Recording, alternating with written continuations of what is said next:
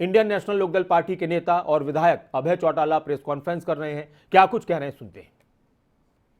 चल करके तय करेंगे। रोजाना 5 से 7 गांव जो है, शहर और कस्बे जो है टच करेंगे। जहां रात्रि आखिरी गांव जो होगा, यात्रा उसी गांव में रुकेगी, वहीं रात को रुकेंगे और अगले दिन वहीं से इसकी शुरुआत करेंगे। फिर अगले दिन चल करके अगले गांव में जा करके फिर लोगों से मिलेंगे और फिर इसी तरह से इसका पड़ाव आगे से आगे रहेगा। मैं आपको पहला जो चरण है उसके बारे में थोड़ा सा बता देता हूं। 5 अप्रैल तक के कार्यक्रम हमने बना तो दिया पूरा 25 सितंबर तक का हरियाणा के 90 के 90 विधानसभा क्षेत्र में टच करेंगे। हर विधानसभा क्षेत्र में एवरेज 3 दिन यात्रा चलेगी। एक विधानसभा क्षेत्र का मान के चलो 15 से 20 गांव हम टच करेंगे पहले चरण में। 25 सितंबर को लोगों के साथ बातचीत करके फिर इस यात्रा को चुनाव तक इस पे क्या फैसला लिया जाए उस दिन लेंगे। हम शुरू करेंगे पुराना हल्के से। पुराना हल्के का एक गांव है जहां हरियाणा प्रदेश के अंदर सबसे ज्यादा स्वतंत्रता सेनानी हुए।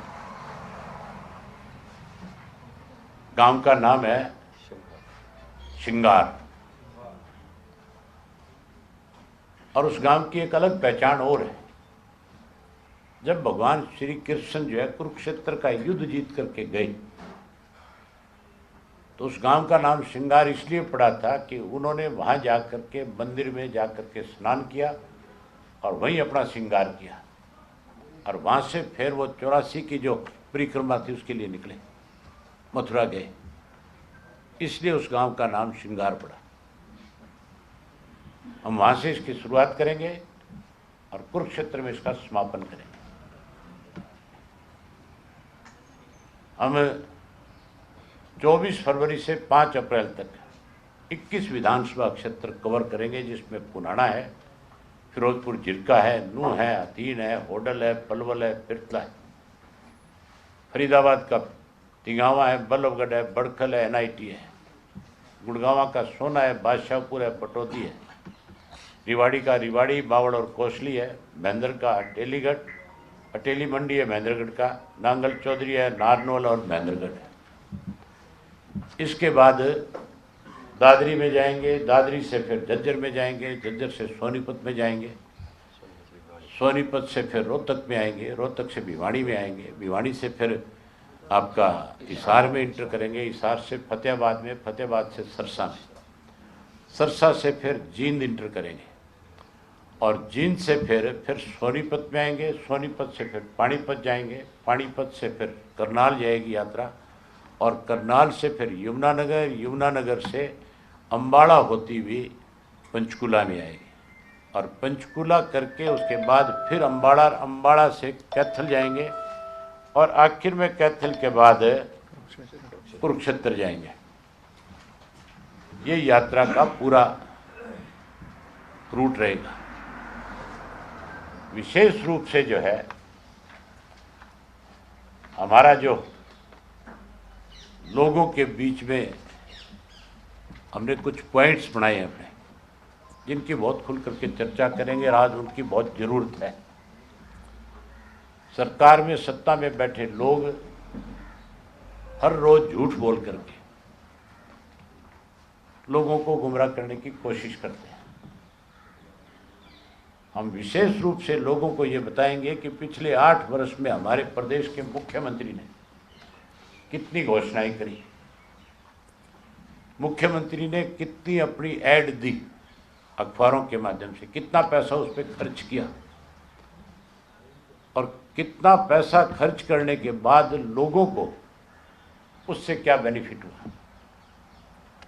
केवल अपनी और प्रधानमंत्री की फोटो अखबार में छाप करके मुझे लगता है कि अखबार के साथ भी इन्होंने कोई कमीशन तय कर रखा होगा। पैसे खाने के लिए अपनी फोटोएं छपाते हैं।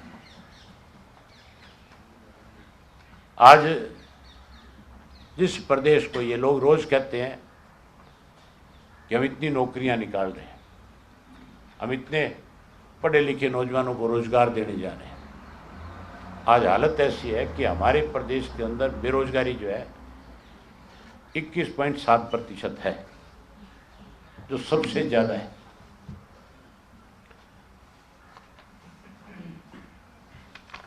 कल के ही अखबारों में छपा और उससे पहले भी छपा, इनके अपनी एक एजेंसी केंद्र की ने एक रिपोर्ट जारी करी लॉ एंड ऑर्डर के ऊपर। आप लोगों ने भी सब देखी होगी सबने।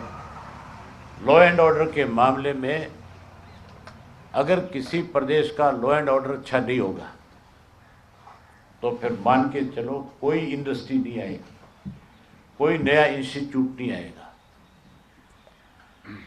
ना ही कोई आदमी आकर के एक नया पैसा उस प्रदेश में खर्च करेगा, क्योंकि जहाँ कानून व्यवस्था की स्थिति ठीक नहीं होगी, जहाँ पूरा पानी नहीं मिलेगा, बिजली नहीं मिलेगी, लोगों को सुरक्षा का भरोसा नहीं मिलेगा, तो कोई भी आदमी आकर के इन्वेस्टमेंट नहीं करेगा। ये रोजाना झूठ बोलते हैं कि हमारी सरकार बनने के बाद इन्वेस्टमेंट बढ़ा है। इन्वेस्टमेंट बढ़ा नहीं, घट गया। आज हालत ऐसी है कि 33 या 37% केंद्र की सरकार ने मार्क्स दे करके कानून व्यवस्था में हरियाणा को सबसे ऊपरले सत्र पे बताया कि सबसे बुरी हालत अगर किसी प्रदेश की कानून व्यवस्था की है तो उसका नाम हरियाणा है।